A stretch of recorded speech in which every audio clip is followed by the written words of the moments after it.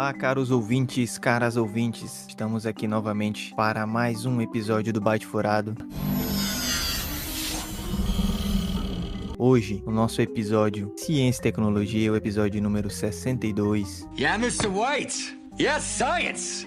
Hoje vamos falar sobre boots, livros, Pix, Bitcoin, vacina e outras coisinhas mais. Então, para este nosso episódio, estamos reunidos aqui, eu, Ryzen. I am your father. Thomas. Você é muito especial, garoto. Nosso querido Fink. Sei que queria que as coisas fossem diferentes. Eu também queria, mas não são. Tio Gamer. It's me! Antes de começar o nosso giro de notícias, caros ouvintes, caras ouvintes, gostaria de lembrá-los e lembrá-las que vocês podem estar compartilhando o nosso episódio, curtindo o Byte Furado nas redes sociais. Se você tem algum colega, alguma colega que gosta de ciência e tecnologia, que gosta de coisa nerd, gamer, geek, então recomende o nosso podcast para esse seu colega, para essa sua colega que já nos ajuda. E se você tiver ali um dinheirinho sobrando, também temos um sistema de assinaturas no PicPay. Nós temos lá possibilidade de estar contribuindo com R$2, R$5 e para os mais afortunados com R$10. Então, se você quiser nos ajudar a continuar no ar, pense aí em colaborar com o Byte Furado. Nossa primeira notícia de hoje sobre boots que esgotam os ingressos muito antes de você tentar comprá-los. Robôs não sentem medo. Eles não sentem nada. Um robô consegue compor uma sinfonia? Um robô consegue pintar uma bela obra-prima? Você consegue? Então, saiu aí uma notícia com um vídeo no site do Olhar Digital falando sobre esses boots, né? Então, a gente já tem uma certa experiência com os robôs aí, né? Principalmente tem um meme famoso, né? O robô do Bolsonaro e tal. Eu sou o robô do Bolsonaro. Robô do Bolsonaro. Eu sou o robô do Bolsonaro. Eu sou o robô do Bolsonaro. Mas esses boots, eles são um pouquinho diferentes, né? Digamos assim. Eles servem aí para comprar aqueles ingressos, né, daquele show, ou comprar aquele produto que tá muito barato, né, que tem um desconto bacana na Black Friday, por exemplo, antes de todo mundo. Então, como é que a gente vai competir com a inteligência artificial e com esses ataques de boots, né? Aqui no Brasil a gente ainda não tem um estudo mais completo sobre essas questões, mas nos Estados Unidos a gente tem um cara que ele foi preso, inclusive aí porque dos anos de 2001 a 2010 ele chegou a lucrar $25 milhões com esse sistema de os seus robôs, né? Os robôs que ele criou ali compravam os ingressos dos shows e depois ele revendia, né? Ele era uma espécie de cambista digital. Então esse Ken Lawson foi aí e ainda é o cambista digital mais famoso do mundo, lucrou bastante com esses boots e ele acabou preso, mas depois ele fez uma negociação e ele acabou saindo da prisão e hoje ele tem uma empresa lida com essa questão de trabalhar contra os boots, né? Então ele disse que não usa mais boot hoje. Então eu trouxe essa notícia aí para nós discutirmos aqui. É triste, né? A gente querer comprar aquele ingresso por um show que a gente gosta, de algum grupo bacana, né? E aí agora a gente vai se preocupar mais com isso depois que chegar a vacina e a gente puder fazer aglomeração. Mas não é legal não. Eu achei assim uma notícia interessante, mas que deixa a gente meio assustado, né? Então, esse Ken Lawson, ele fala que em um período ali do tempo que ele estava com essa organização dele bem forte, ele chegou a dominar 90% do mercado de venda de ingressos na América. Ele chegava a comprar 20 mil ingressos em poucos minutos. Então, era uma coisa assim bem louca, né? O que é que vocês acham, Byte Furados? Se a gente lembrar que durante a pandemia, muita gente correu atrás de certos produtos como álcool, né? E máscara e outros utensílios de proteção também. A um certo momento a gente achava que esses produtos estavam faltando porque muita gente estava comprando. E a gente começou a perceber que alguns desses produtos eram robôs que compravam, né? Então, em poucos minutos já se esgotava o produto e aí depois vinha a notícia de que esses robôs digitais estavam fazendo as compras, né? Que é justamente uma prática predatória de mercado, né? Eles fazem esgotar para dar essa impressão nas pessoas de que não existe esse produto, né? Todo mundo já comprou, mas na verdade tá tudo com esse robô. E aí ele põe o preço que ele quiser, porque todo mundo tá achando que tá faltando no mercado, né? Então esses robôs, eles criam essa escassez artificial que faz com que as pessoas corram atrás mesmo. Isso me lembra muito daquelas vendas que a gente acaba encontrando pela internet aí com preço barato, como tinha no barateiro e tudo mais, e sempre se esgotava, né? Essa questão de bot aí é complicado. A gente vê bot sendo usado para tudo hoje em dia, né? Não só aí nos ingressos, como com informações e tudo mais. Então, eu acho que esse é um dos riscos e problemas da internet, né? É tudo conectado, é tudo mais fácil de ser hackeado, de ser pirateado. Acho que é algo que a gente já tem falado aqui no Bate-Furado há um tempo. Cada vez mais as coisas têm sido digitais e cada vez mais fácil de serem pirateados. Tem uns robôs bacanas aí que eles ficam de olho no Twitter, né? Vendo o que os políticos estão postando. Então os robôs ficam de olho lá e vão tirando o print da tela, né? Vão fazendo a captura de tela.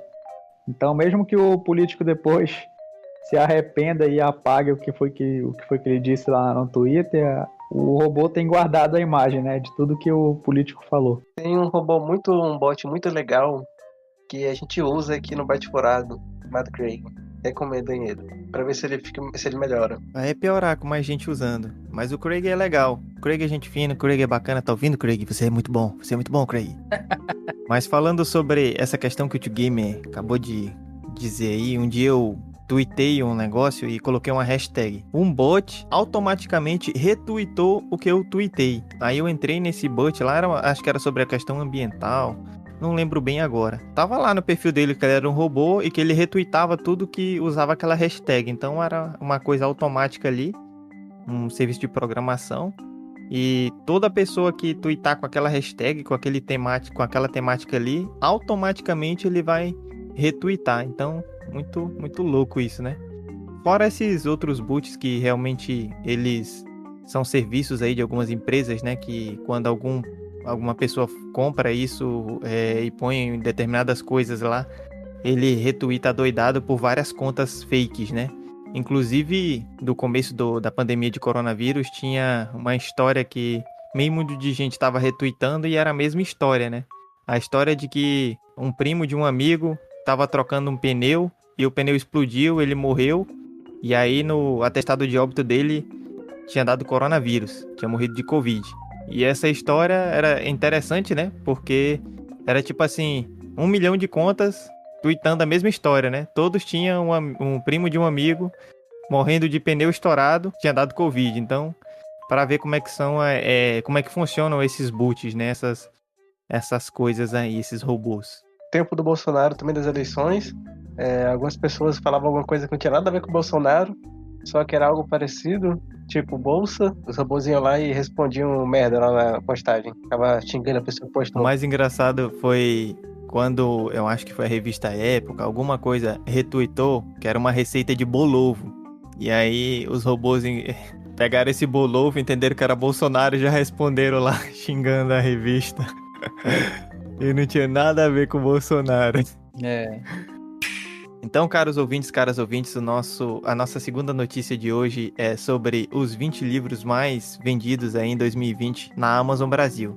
A Amazon divulgou aí uma lista dos 20 livros mais vendidos durante esse período de 2020. E esses serviços de e-commerce, né, eles cresceram muito nesse período da pandemia, de isolamento. Então, eu resolvi trazer aqui para o nosso episódio que trata sobre ciência, né? Essa lista aí. Eu gostaria de destacar o primeiro livro aí, né? O livro mais vendido, que é o livro Pequeno Manual Antirracista, da Djamila Ribeiro. E a gente sabe que esse ano de 2020 também foi marcado aí pelas questões raciais, né? E por muitos movimentos aí antirracistas, né? Esse livro da Djamila, ele é bem interessante. Ele ganhou o prêmio Jabuti de 2020 na categoria de Ciências Humanas. Então, é um ótimo livro e, inclusive, fica aí a dica para as ouvintes do Bate-Furado. O segundo livro mais vendido aí pela Amazon foi Mulheres que Correm com os Lobos. O terceiro é um livro mais antigo, 1984, do George Orwell. Eu já li esse livro e realmente ele é um livro bem denso, né? Tem um livro mais tranquilo do George Orwell, que é a Revolução dos Bichos, é menorzinho, mais tranquilinho de ler. Só que o terceiro nas paradas aí é o 1984, então eu recomendo fortemente esse livro, é muito bom. E o quarto livro é O Poder do Hábito, o quinto livro mais vendido, Morro dos Ventos Uivantes, o sexto, O Milagre do Amanhã, o sétimo, Mais Esperto que o Diabo, o oitavo aí vem outro livro do George Orwell, que eu acabei de citar lá em cima, A Revolução dos Bichos, né? Menor, bem tranquilo e que impressiona, bem bacana também. O nono é O Racismo Estrutural, de Silvio Almeida, né? Mais um livro sobre a temática antirracista, falando sobre o que é o racismo estrutural, né? Porque o Silvio Almeida, ele realmente diz que todo racismo ele é estrutural. O décimo livro é A Coragem de Ser Imperfeito. Nós temos aí mais outros bons livros, como 21 Lições para o Século XXI, do Yuval Noah Harari, né? Inclusive, em episódio anterior a gente trouxe aqui uma discussão do Yuval, né? Sobre o nosso futuro da humanidade, né? Daquelas pessoas que se tornarão inúteis, que não terão emprego e não terão o que fazer. Então, também é um autor bem bacana. Nós temos também, entre os livros, o Escravidão, do Laurentino Gomes, né? Volume 1. É um livro denso também, muito interessante. Outro livro do Yuval, que é o Sapiens, Uma Breve História da Humanidade, que também é um ótimo livro. E em último nós temos aí o Harry Potter e a Pedra Filosofal, né? Então a gente vai deixar aí o link desses livros aí mais vendidos na descrição do episódio, para que os ouvintes e as ouvintes deem uma olhada lá, e realmente tem vários bons livros aí. O que vocês acham aí, bate-furadinhos? Vocês já leram algum desses aí? É interessante o pessoal ir atrás do Harry Potter, o primeiro, né? O pessoal quer saber como é a origem da franquia aí, dessa saga do Harry Potter.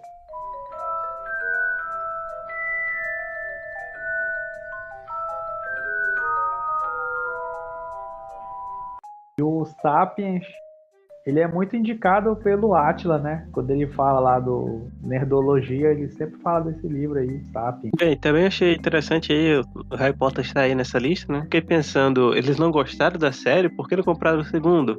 Ou em 2021 vai ser o segundo que vai estar nessa lista. É um livro já antigo, né? Já tem vários filmes já tem os filmes dele, então acho bem interessante ele também estar aí.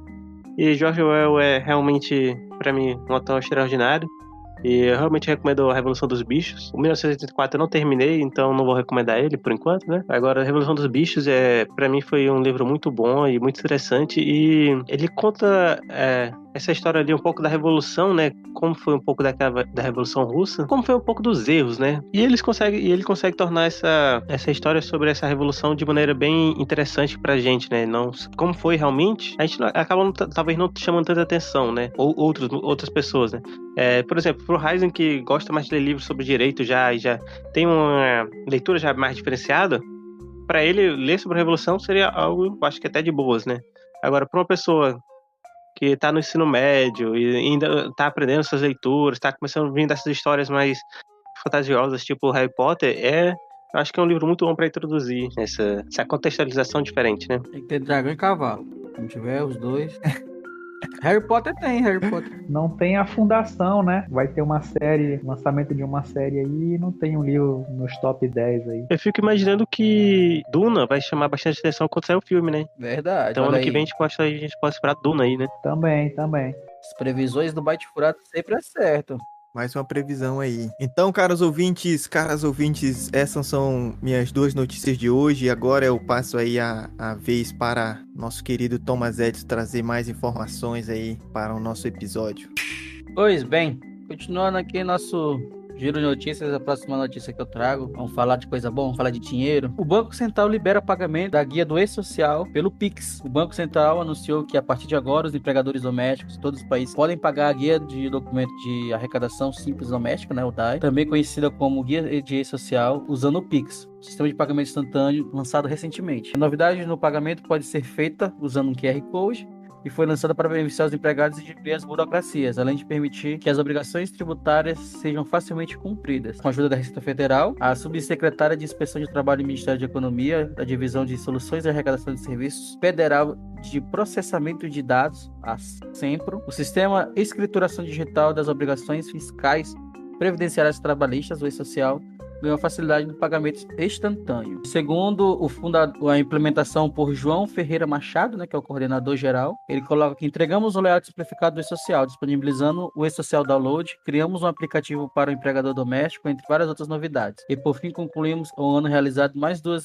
importantes entregas em conjunto com a CEPRO. Então são novas facilidades aí entrando quem faz esse tipo de pagamento, né, do e-social, facilitando a vida aí. Em vez de pegar filas, ainda mais no período que nós estamos, né, é importante essas novas formas e novas ferramentas serem colocadas à disposição da população.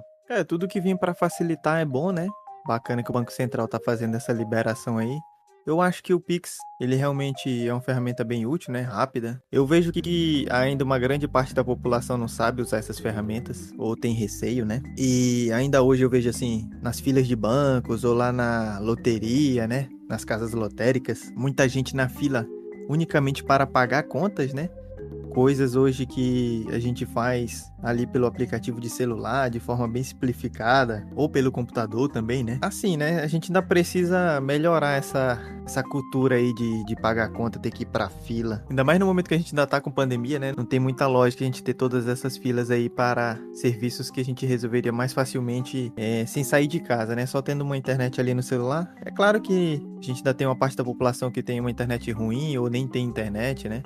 Não tem acesso a essas informações. Mas hoje a gente já tem possibilidade aí de facilitar muita coisa, né? Então falta mais essas informações chegarem aí à maioria da população. E quando facilita assim um pagamento é bom, né?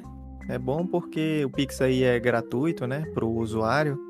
E é instantâneo, não tem negócio de feriado. Então é uma boa iniciativa. Só a gente precisa passar essas informações. Eu acho que o Bate Furado faz isso um pouco, né? A gente passa as informações aqui, a gente fala sobre algumas coisas de tecnologia, então bacana que o Bate Furado tá prestando um serviço. Eu penso assim. E vamos ver aí como é que se o povo vai aderir, né? Porque a facilidade tá aí, mas o povo tem que aderir, é claro. É interessante que sempre quando você vê essas notícias, quando a gente fala aqui, né, desses avanços tecnológicos, você sempre, principalmente quando for, né, baixar no seu celular, sempre verifiquem, né, se você está baixando o aplicativo de fato, né, que foi desenvolvido, o grupo de desenvolvedores que a gente citou. Porque podem ter aplicativos, como a gente já falou no podcasts passados, podem ter aplicativos aí iguais ou similares que você pode conseguir baixar e acabar aqui não fazendo o que é para ser feito. Essa dica aí de prestar atenção nos aplicativos, ela é essencial, né? Quem quiser saber mais aí, dá uma ouvida aí no nosso penúltimo episódio de Gamer Geek, o último episódio de Ciência e Tecnologia, a gente discute essas questões, né, sobre aplicativos falsos. Bem, falando um pouco aí, que a gente falou um pouquinho de Pix, aproveitando o gancho, a próxima notícia já fala um pouquinho também de algo que vem crescendo muito, né? E está sendo muito bem falado, principalmente nas mídias sociais aí, mas a gente também tem que entender algo relacionado a isso, né? Que é o Bitcoin, uma promissora criptomoeda para investimento de risco, né? Por que é interessante a gente pontuar essa questão do risco? Hoje, nós sabemos que cada vez mais as pessoas procuram, né, formas de arrecadar uma renda extra e tudo mais. E dentro desses mercados, nós temos um mercado que cresceu aí, que, como eu posso dizer, quadruplicou, que é o Bitcoin, né? Um desenvolvimento aí que é interessante, onde essa moeda digital aí hoje, domingo agora, dia 3, ela chegou a atingir o seu valor máximo de $34.800. Convertendo aí para conversão direta, dá mais ou menos R$183 mil. Tá vendo alguns saltos, né? Que o pessoal chama de halving, né? Que fazem ao decorrer do tempo, e o recente halving fez com que ela fizesse esse grande aumento. O interessante é que esses halvings, ele acontece da mesma forma que ele acontece, ele também pode cair. Então, essa que é o grande problema que se tem com o Bitcoin. Em relação a curto prazo, ele é muito volátil, porque sobe muito, desce muito. Só que se você olhar pelo lado de tempo, né, como a gente falou, lá de 2005 para cá, ele já deu uma evolução bastante grande relacionada ao valor agregado a ele. Então, é importante que a gente entenda esse conceito, para que a pessoa não pensasse assim, não, beleza, vou botar esse valor agora, tá o pessoal muito falando, eu vou comprar, e depois lá daqui a, vamos supor, 6 meses, 5 meses, você for lá querer converter para ver se ganhou alguma coisa, você pode acabar perdendo. Então é importante estar atento a isso. O Bitcoin, ela atrelou junto com ele, né? Não só o Bitcoin, mas também a outra moeda também muito bem falada, que é a Ethereum, alcançaram algum patamar interessante aí, e por isso eu trouxe essa notícia, né, para a gente entender um pouquinho, né, e ficar atento aí sobre essas questões, né? Sobre um mercado que envolve muito bem essa questão que a gente falou do Pix, né? Que é uma criptomoeda, a questão da compra e venda dela, ela não precisa de um intermediário, né? Você faz a troca, a conversão diretamente para a pessoa, sem precisar de intermediário. Um dos grandes problemas com relação ao Bitcoin é o quê? A armazenagem dele, que você vai precisar de uma carteira digital, e como você vai armazenar esses dados também pode oferecer algum tipo de risco com relação às pessoas conseguirem acesso. Então, esses são os grandes problemas que envolvem essa grande moeda, que hoje, né, como a gente já até falou em outros podcasts, existe ransomwares, né, que é aqueles roubadores de informações do seu computador, que os caras adivinham qual é a forma de pagamento que o pessoal pede? Pois é, Bitcoin. E outro ponto interessante com relação à moeda é que algumas empresas grandes, né, elas vêm investindo, né, principalmente em recursos de Bitcoin. Empresas como a Cielo, Bradesco, Banco do Brasil, já passaram a aceitar pagamentos da moeda digital. E em mais de 1,5 milhões de máquinas espalhadas pelo país, já existe essa forma de você fazer, né, o credenciamento para fazer esse recebimento de pagamentos em Bitcoin. Vejo como uma evolução natural aí do Pix, os nossos próximos pagamentos também serem aceitos em Bitcoin. O Bitcoin é uma moeda já, acho que foi em 2009 que ela foi lançada, né? Já tem aí um tempo de lançamento. É uma moeda virtual internacional e não tem um órgão regulador. Então, o seu valor ele é determinado pela a especulação em bolsas de valores virtuais, né? E ali ela flutua conforme as leis da oferta e demanda, né? A produção dos bitcoins é muito interessante, né? É uma produção descentralizada. Essa produção ela é chamada de mineração. Como funciona essa mineração de Bitcoin, né? Os computadores, eles competem entre si para ver qual a máquina ou o conjunto de máquinas, né, que decifra mais rápido os problemas matemáticos com valores criptografados. Então, a complexidade do desafio é ajustada pela própria rede, né? Então, ali a própria rede é que determina a dificuldade desses desafios, que vão só aumentando. E no final, quem resolve primeiro o desafio é recompensado com o bloco da moeda, do Bitcoin. E no lançamento do Bitcoin, tipo assim, qualquer pessoa que tivesse um computador ali, deixasse 24 horas ligado, trabalhando, né, conseguia acumular, minerar, né?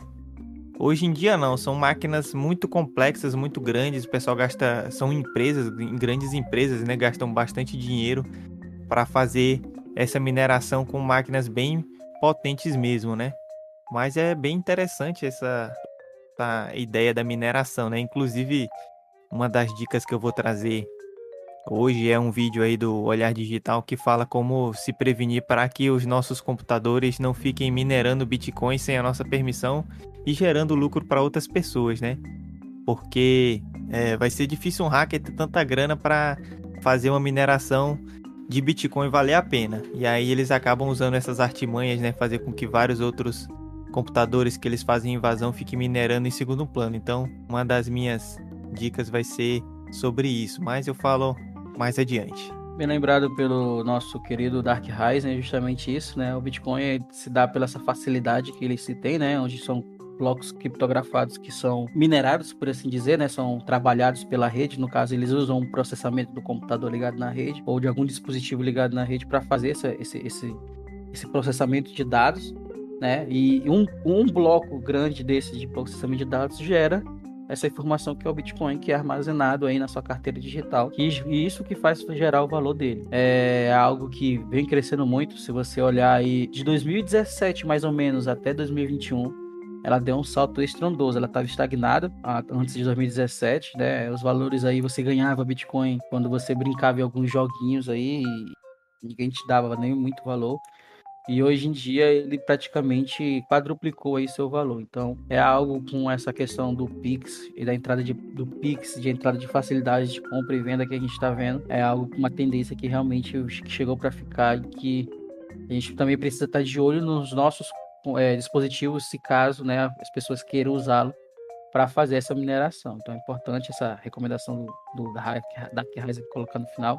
Então fique de olho aí, continue nos ouvindo para continuar ter essas informações aqui no Byte Furado. O Fink, ele não tá falando nada no episódio porque ele tá minerando Bitcoin. Tá explicado agora. Ah, agora eu entendi! Agora eu saquei! Agora todas as peças se encaixaram!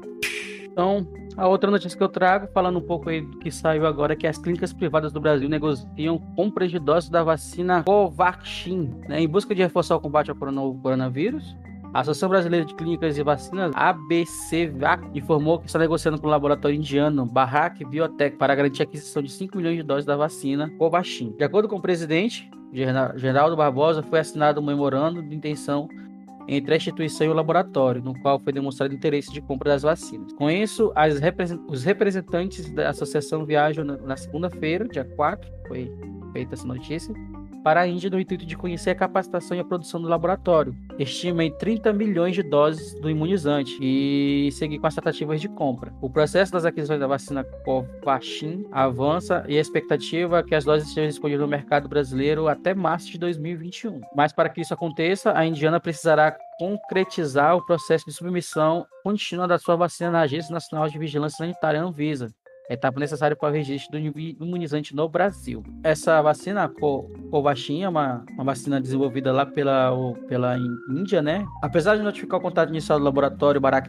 Biotech para o procedimento, a Anvisa afirmou em nota que o processo de submissão contínua é restrito a empresas que possuem um ensaio clínico da condição aqui no Brasil e que a vacina Covaxin não está sendo testada no país. Ainda segundo o comunicado da Anvisa, a Agência Geral de Medicamentos da Anvisa já entrou em contato com representantes do laboratório no Brasil e se colocou à disposição para realizar uma reunião e prestar esclarecimentos. É algo aí que está sendo concretizado aí, né? Uma vacina além das que a gente já conhece, né? Que são a Coronavac e a vacina de Oxford, que eu me esqueci o nome. Existem mais outras vacinas aí que estão sendo pleiteadas para trazerem para a população em geral. Bem, eu acho que todas essas notícias aí que envolvem vacinas, a gente tem que ficar feliz aí, né, com o aparecimento de notícias assim. Ah, e outra coisa, se chegar as vacinas eu tomo as 2 doses, e pode ser da China. Chegar eu tomo as 2 da China. Pode aplicar, pá, aplica numa bunda, numa parte, pá, aplica na outra,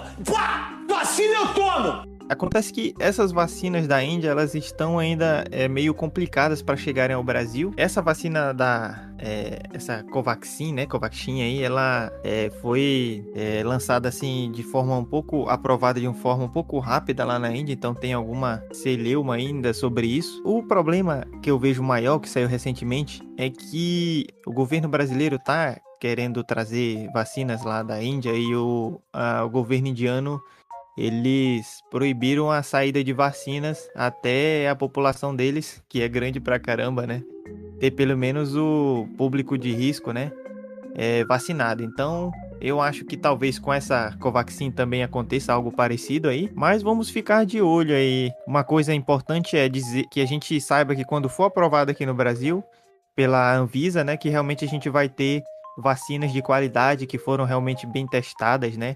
Então, que cheguem aí, seja pelo governo brasileiro, e eu espero que a maioria das vacinas venha pelo governo brasileiro mesmo, né? Porque a gente sabe que essas vacinas privadas aí não vão para quem não pode pagar, né? Então, vamos esperar que dê certo, que a vacina chegue logo. Vamos esperar que o governo brasileiro consiga trazer vacina para todo mundo e com rapidez, né? A gente sabe que tá uma dificuldade, o governo não se mexeu bem, tá faltando inclusive seringas, né? Para fazer a aplicação, mesmo se a gente tivesse as vacinas hoje, a gente não ia ter seringa, então o governo tá tentando conseguir essas seringas, já fez uma primeira tentativa, não deu certo. O governo proibiu que fossem vendidas as vacinas daqui para fora do país, então vamos ver como é que o governo vai se mexer aí. Mas é uma boa notícia, né? Saber que não só o governo, mas essas clínicas aí também estão se mexendo, né? Então quem pode pagar aí, se puder pagar e deixar as vacinas que o governo vai comprar para os que precisam e não podem pagar, também eu acho que pode ajudar, né? Digamos assim. Eu não sei dizer quais dessas vacinas que foram feitas em conjunto entre os países e quais delas são exclusivas de algum país. Mas, de qualquer forma, as equipes estão de parabéns, né, por ter feito essa vacina em tão pouco tempo. A gente vê pelas explicações que são várias etapas, né, de vacina, de testes. Então, conseguiram fazer em tempo recorde, né? Acredito que nunca tenha sido feita uma vacina tão rápida. E aí fica o destaque aí para essas equipes que fizeram, para essas empresas. Um ponto interessante que o Shigami colocou também sobre essa vacina, né, é entender esse processo. Não entramos numa de recomendação, mas já falando um pouquinho, tem uma série Netflix que é Explicando o Coronavírus, que ela coloca, a gente já até recomendou aqui em podcast passado, mas quem ainda não viu, vai lá e veja, que explica mais ou menos como funcionam esses processos das vacinas, ficou pronta de forma tão rápida. Lá nesse documentário ele coloca que já existiam testes com alguns tipos de variações do SARS, coronavirus, né? E que eles só apenas pegaram esse vírus específico que fez a pandemia e aplicaram nesse protocolo já feito. Então já existia algo já pré-feito ali, onde já pulou algumas etapas que garantiu que as empresas fizessem esse trabalho à frente. Então é importante a gente entender esse processo da geração da vacina, a criação da vacina e principalmente, né, que a gente veja o nosso processo de vacinação que nós temos no Brasil, né, que é pelo SUS, como uma forma que nós, como maioria de população, temos como acesso. Então é importante a gente entender, como o Dark Rising colocou, se a Anvisa vai verificar se a vacina vai estar ok, então é sinal de que é algo que vai ser de uso mesmo e a gente vai conseguir, sim, ter uma imunização maior contra esse novo vírus. Então, caros ouvintes, agora vamos para o nosso especial momento de recomendações. Eu, assim como no episódio anterior sobre jogos e notícias geeks, vou trazer para vocês 2 recomendações. Uma eu já comecei, né, iniciei, que é uma notícia que tem um videozinho explicando bem como evitar que o seu PC seja usado para minerar bitcoins sem sua permissão. Basicamente, é interessante que você tenha um bom antivírus aí, né? E inclusive eu já fiz essa recomendação no episódio anterior. E tem outras coisinhas lá, outras ideias para você tentar verificar se o seu computador não está sendo usado indevidamente, né? Se o seu computador estiver muito lento, assim, para tarefas simples, né? Pode ser que alguém esteja usando aí a capacidade do seu computador para minerar bitcoins sem você perceber, sem você saber. Então, dá uma olhada lá nessas dicas. É um vídeo breve, se eu salvo engano, 5 minutos. Você vai ver algumas dicas para você ficar ali minerando Bitcoin para os outros e gastando sua energia e seus processamentos. Como não poderia deixar de trazer, vou indicar um filme, que é um filme que eu gostei muito. Realmente fiquei aqui pensando se já teria indicado anteriormente, ou se a outra pessoa já teria indicado esse filme. Realmente não lembrei. Perdão se já indiquei. E esse filme Interestelar, ele é um filme do Christopher Nolan, né? Quem já ouviu aí episódios anteriores sabe que eu gosto desse diretor. Ele lida muito com essas questões de tempo, né? E sempre ele faz esses filmes cabeçudos aí que a gente fica refletindo que diabo aconteceu. Ele basicamente fala sobre uma terra que já consumiu suas reservas naturais e está bem problemática. E um grupo de astronautas recebe a missão de verificar possíveis planetas para receber a população mundial, possibilitando a continuação da espécie, né? Então, nós temos um elenco bacana com Matt McConaughey, Anne Hathaway, né? Maravilhosa Anne Hathaway.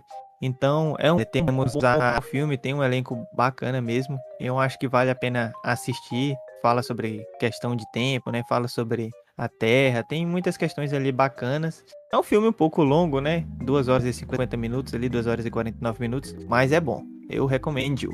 Minha recomendação de hoje é um jogo, né, que achei interessante ali, principalmente pela jogatina cômica, né, aquele humor meio ácido, e o jogo cartoonizado, que é The Outer Worlds, né, eu comecei a jogar no PC ele, um joguinho bem bacana, me lembrou muito o sistema de cura dele, o sistema de cura de Cyberpunk, né, onde tu tem que inalar ali, tem um inaladorzinho, é um jogo legal, ele é bem divertido pra você passar algumas horas jogando, né, estilo RPG. E mais uma recomendação que eu tive que fazer, porque minha digníssima me pediu para fazer, porque a gente maratonou essa série agora no final de semana, aproveitou esse feriadinho aí de começo de ano. É a série Bridgerton, é uma série nova, né, onde Bridgerton apresenta um mundo surreal, luxuoso e competitivo da alta sociedade de Londres do século XIX. À época, a família Bridgerton, composta por 8 irmãos, se esforça para lidar com o mercado de casamentos, bailes suntuosos de Mayfair e os palácios aristocráticos de Park Lane. Então, é uma série interessante aí, a produtora é a mesma produtora, né, que fez aí uma das séries aí que eu acho que é uma das maiores que tem aí no mundo, que o mundo ainda assiste, que é Grey's Anatomy. Então, é uma série interessante. Quem quiser assisti-la aí, fique à vontade. Essas são as minhas recomendações. Eu acho que essa série, ela tá sendo bem falada aí, bem discutida, muita gente já assistiu. Se o Thomas tá recomendando, deve ser boa. Olha aí, minha recomendação vale alguma coisa. Nem vou dormir hoje. Vale um Bitcoin, mas quem vai pagar é o Mark Zuckerberg. Eu não tenho essa parada. Eu quero, só um Bitcoin me ajuda já, né? só um só. Então, caros ouvintes, caras ouvintes, se você quiser doar Bitcoins ao Byte Furado, estamos disponíveis para receber. Se for da tua vontade, Deus, eu aceito. Este foi nosso episódio Ciência e Tecnologia, episódio número 62. Espero, caros ouvintes, caras ouvintes, que vocês estejam todos e todas bem, com saúde, que seus familiares estejam bem, com saúde, que vocês estejam também com muita grana, que vocês vão poder ir lá no PicPay e doar aqui pro Byte Furado. Mas se não puderem doar, pelo menos recomendar para um amigo, uma amiga, ou também nos compartilhar nas redes sociais. Então é isso, Wakanda Forever. Como deve ser. Valeu, falou. Bye, bye.